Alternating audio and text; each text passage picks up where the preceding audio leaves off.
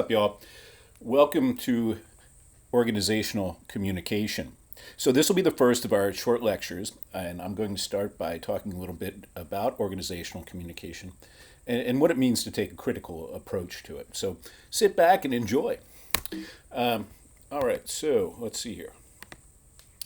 So, the first thing that we need to think about when we think about organizational communication from a critical perspective is the notion of organizational control. So, your book defines this as the dynamic communication process by which organizational stakeholders, and by stakeholders they mean sort of everyone involved in the organization, employees, managers, owners, corporate shareholders. So, everyone who makes up an organization, how they sort of struggle to maximize their stake in the organization.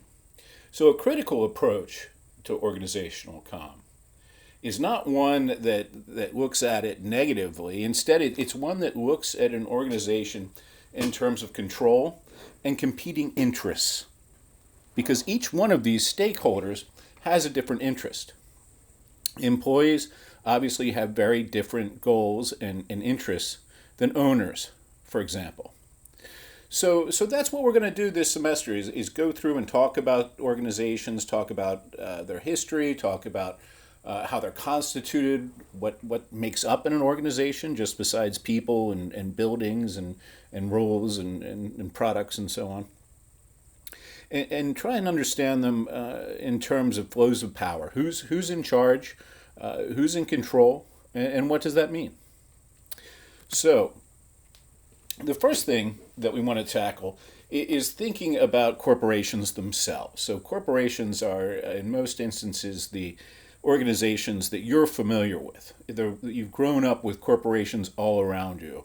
Perhaps you've already begun working for a corporation. Maybe your parents work for corporations. It's one form of organization, right? And this is organizational communication. But it's the most prevalent kind that we find, both for-profit, the most common, and then not-for-profit corporations, right? So slightly less common. Now, the important thing to realize here is that the corporation, as we understand it today, is relatively new. In its current guise, the corporation's only really been around for about 120 years or so. It's really a product of the modern era. And when we talk about the modern era, we're talking about everything pretty much from the Industrial Revolution forward. And this period constitutes what's commonly called high capitalism. So we had forms of capitalism obviously prior to the Industrial Revolution, but that occurrence really kicked it into high gear. So as a result of all this, people involved in organizational comm have been trying to figure out for more than a century now how they can explain organizations, and more specifically, how to explain the ways in which people can be motivated to come together to perform specific tasks when more often than not, they'd rather be doing something else, right? Any of you who've had jobs to this point understand that there's usually someplace you'd rather be besides work. So we have to consider, why do we go? Why are the reasons that you show up to work? And there are some obvious ones, right? To get paid so that you can afford to pay for school or pay for food or pay for your car or whatever it is, right? But I mean, there are lots of jobs out there. And so why do we pick the ones that we do? Why do we sort of pledge our fealty to specific organizations, right?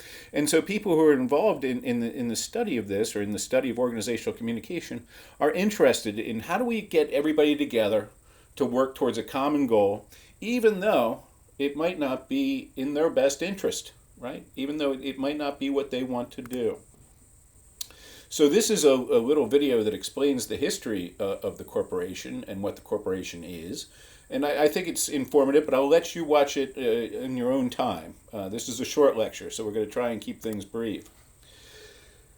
So one of the things that's really interesting to me is the idea that at the center of any for-profit corporation, there's a basic kind of tension between the interests of the individual in that organization and then the larger interests of the organization itself, right? So, we talked about this a little bit at the orientation meeting, but the idea behind this is that your individual interest, if you're working for McDonald's, for example, your interest is to earn as much money as you can, and really do as little work as possible, right? But that's clearly not in the best interest of McDonald's. So there's a tension there, right? They need you to act in their best interest, and you naturally want to act in your own best interest. Now, this tension or this conflict is usually resolved by subordinating the goals and beliefs of the individual organization member to those of the larger organization. So that's a fancy way of saying that generally this conflict between the individual interest and the organizational interest is resolved by just telling you basically your interests don't matter, and we're going to subordinate those, or they're going to be less important than the goals and interests of the organization. So this gets to this idea of conflicting goals. So here you see, this is just sort of a basic chart, but it outlines some of the differences between the goals of the individual in the organization and the goals of the organization. So for you, working at McDonald's or where have you, right? You want to get paid as much as you can. You want a good salary. You want good benefits. You want stable employment. You want to be safe while you work. You want to have good quality of life at work. You don't want it to be awful. You want to be able to move up in the organization. There's got to be potential for growth. You want the basic freedom to be able to work there, right? You want liberal leadership, meaning that you want sort of free reign to be able to kind of do your job the way you want to do it. And you also want to be proud of the organization that you're involved with, right? You want to be proud to say that you work at a place. Now, these oftentimes clearly are at odds with the goals of the organization. So they're interested in sustainability. This includes sustainable growth, so meaning the business has to be able to go on, sort of in perpetuity forever, right? They want to grow, and they want to do it in a way that doesn't destroy the organization itself. They want to be profitable. They want to be productive. They want to produce good products or services. They want to keep costs low. They want to grab as much of the market as they can. They want to move into new markets when possible. They want new customers all the time. They want to be competitive with other businesses. And they want to refine their image and reputation. They want people to think well of them. Now, obviously, you can see that these don't necessarily go together, right? And so usually what we see in an organization is that individual goals, right, your goals as a worker, are less important, right, or made of less importance by the organization in favor of these, right? So that might seem like a relatively kind of simple observation, but it's still an important one, right? Because in a way, it's strange that the people want all these things, but they're willing to sort of subordinate them in order to help the organization accomplish these things. And of course, again, as I said, that does create a tension in the workplace. And so related to this tension or this conflict is the notion of control. And that's really what we're interested in when we're looking at organizations this semester. Now, organization in and of itself, the word implies control. A social organization, and I submit to you that any kind of large organization involving people is a social organization, is an ordered arrangement of individual human interactions, right? And then control and control processes, right, are what help circumscribe idiosyncratic behaviors and keep them conformant to the rational plan of the organization. So what that means, if we unpack this, sorry, a little congested today. What that means, in simple English, is that control processes, right, the exercise of control, keeps people's individual behaviors, right, acting out in their own self-interest, doing things they're not supposed to do, keeps those quashed, and helps to keep people conforming to the rules and the plan of the organization. And so the coordination order created out of diverse interests, right, all the interests of the employees, and potentially diffuse behaviors of members is largely a function of control. So what that means is the way that you get everyone to act in ways that aren't necessarily in their best interest, but are in the best interest of the organization, the company, the college, the church, whatever kind of organization we're talking about, the way you do that is through control. And there are different methods or ways of control that we'll talk about. Now, what we have to recognize is that control, right, the control that the organization exercises over you or has over you as an individual is what we call constantly negotiated. So what that means is that in order to maintain control, you have to work at it, right? People who make up an organization, be it students or professors or assembly line workers or whatever, right, or whoever, they're not just passive. They don't just sit back and do whatever they're told.